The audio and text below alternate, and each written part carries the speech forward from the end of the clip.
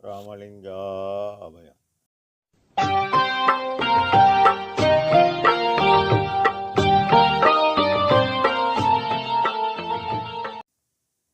அருட்பெரும் ஜோதி அருட்பெரும் ஜோதி தனிப்பெரும் கருணை அருட்பெரும் ஜோதி. எல்லா உயிர்களும் இன்புற்று வாழ்க. வள்ளல் மலரடி வாழ்க வாழ்க. திருச்சிற்றம்பலம். அருட்பெருஞ்சோதி ஆண்டவரின் பரிபூரண அருளை பெற்ற அருட்பிரகாச வள்ளலாரின் திருவடிகளை மனமொழி மெய்யால் போற்றி பணிகின்றேன் தயவுடன். நாம் செய்த செயலின் நுழைவாக இன்ப துன்ப அனுபவங்கள் யாவும் வந்து கொண்டே உள்ளது. அவ்வாறு வருகின்ற துன்பம் யாவும் பொறுத்து எல்லா உயிரும் இன்பமாக வாழ எண்ணி நாம் செயல்பட்டாலே நமக்கு ஆன்மலாபம் கூடும்.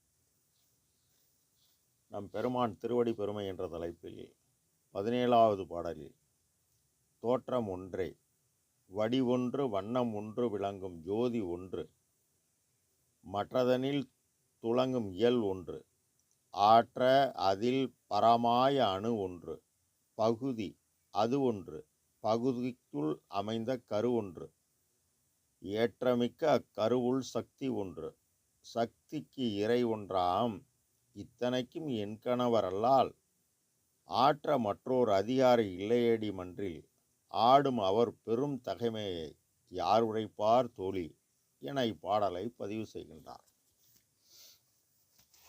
தோற்றம் ஒன்று. உரைநடை பக்கம் 353வது பக்கத்தில் 8 சிருஷ்டி நியாயம் என்ற தலைப்பில் பரம ஆகாசம் அனாதி, அதற்கு காரணமான கடவுள் அனாதி, ஆதியும் அந்தமும் இல்லாத ஒரு அம்பலத்தாடும் அருட்பெருஞ்சோதி தோற்றம் ஒன்று, வடிவம் ஒன்று, அருளே நம்மியல், அருளே நம்முரு, அருளே நம் வடிவாம் என்ற சிவமே. அருள் என்பது கடவுள் தயவு. வண்ணம் ஒன்று, விளங்கும் அவர் பேரொளி என்று அவருடைய பேரறிவு. இது இயற்கை உண்மை அறிவு. இந்த உண்மை அறிவு ஜோதி ஒன்று. அறிவு என்பது அந்த நிலைக்கேற்ப ஜோதி உள்ளது. ஆனால் எல்லாம் கடந்த இயற்கை உண்மை கடவுள் பெருவெளி, அதனை பெரும் சுக வெளியில் அருளுரு அமைத்த அருட்பெருஞ்சோதி என அகவலில் பதிவு செய்கின்றார்.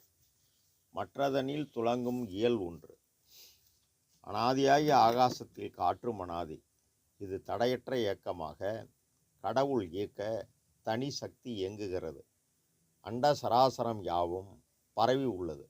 அதனால்தான் நம் இவ்வுலகில் ஆன்மா உள்நின்று தனி சிவம் இயக்க தனி சக்தி இயங்கி ஜீவித்து நாம் வாழ்கிறோம். இந்த இயல் அனைத்தும் துன்பிலா இயலளித்து நாம் எண்ணிய அனைத்தும் தர தயாராக உள்ளது நம் உண்மை கடவுள். ஆற்ற அதில் பரமாய அணு ஒன்று. ஆகாயத்தில் அணுக்கள் நீக்கமர நிரம்பியிருக்கின்றன. இதுபோல் கடவுள் சமூகத்தில், அதாவது ஆன்ம ஆகாசத்தில் அணுக்கள் சந்தானமயமாய் பரம்பரையாக நிரம்பி இருக்கின்றன. அந்த அணுக்களுக்கு ஆன்மா என்றே பெயர். பூத ஆகாயத்தில் இருக்கும் சாதாரண அசாதாரண அணுக்கள் 7 வகையாக பிரியும். அவை வாழணு, திரப அணு, குரு அணு, லகு அணு, பரமாணு அணு, உவணு. மேற்படி அனந்த வண்ண பேதங்கள் இருக்கும். பகுதி ஒன்று. இவற்றில் பக்குவ, அபபக்குவ, பக்குவ அபபக்க என மூன்றும் ஒன்றுதான். காரணம், இந்த ஆன்மா செய்த கர்மா எனும் நற்செயல் தீச்செயலுக்கு ஏற்ப ஆன்மா 3 வகையாக பிரியும். அதாவது பக்குவ ஆன்மா, அபபக்குவ ஆன்மா, பக்குவ ஆன்மா என 3 வகைப்படும். இவ்வாறு ஆகாயத்தில் இருக்கும் ஆன்மாக்கள் 3 விதமானதற்கு காரணம் அங்குள்ள காற்றே ஆகும். இதுபோல் ஆன்மாக்கள் மூவிதமானதற்கு காரணம் கடவுள் சமூகத்தில் உள்ள அருசக்தி ஒன்றே ஆகும். பகுதிக்குள் அமைந்த கரு ஒன்று. கருமுதற் கருவாய், கருவினுட் கருவாய், கருவலாம் காட்டும் கருவாய், குருமுதற் குருவாய் உள்ளவர் உண்மை கடவுள். பஞ்சபூதம் ப்ளஸ் மண் உள்ள ஒரு விதையில் கரு வளர்ந்து அது விளைய செய்வித்து உண்ண உணவாகிறது. இந்த உணவு ரசம், இரத்தம், மாமிசம், கொழுப்பு, எலும்பு, எலும்பு சோறு, சுக்கிலம். இந்த 7வது தாது கருவினுள் கரு. இந்த கரு தம்பொருள் தம்மக்கள் தம் தம் தசையால் தம் தம் செய்த வினையால் வரும் என்பார் தேவர். இந்த கரு உள் ஆன்மானு ஒளிக்குள் ஒளியாய் இறைவன் என்று இயக்க காற்றின் இயக்கத்தால் ஜீவன் இயங்குகிறது. ஏற்றமிக்க இந்த ஆன்மானு கடவுள் நிலையறிந்து அம்மயமாகலாம். அக்கருவுள் சக்தி ஒன்று இந்த ஒளியை சுற்றி தெய்வ ஆற்றல் வடிவாக உள்ளது. எங்கே கருணை இயற்கையில் உள்ளன அங்கே விளங்கிய அருட்பெரும் சிவமே எனவும், யாரேனும் இறங்குகின்றாருக்கு சீரை அளிக்கும் சிதம்பர சிவமே எனவும், இந்த சக்தி அவரவர் செய்த நல்வினை தீவினைக்கேற்ப ஆன்ற அறிவாக உள்ளது. இயற்கை புத்தியால் பெறப்படும் அறிவு உலகியலுக்கும் பயன்படும். சக்திக்கு இறை ஒன்றாம். நீ மத வழிபாடு, சமய வழிபாடு, சுத்த சன்மார்க்க வழிபாடு எது செய்தாலும் அதற்குரிய ஆற்றலை வழங்குவது இயற்கை உண்மை கடவுள் ஒருவரே. இதனை சக்திகள் பலவாய் சத்தர்கள் பலவாய் அத்தகை அமைத்த அருட்பெருஞ்சோதி என்பார்.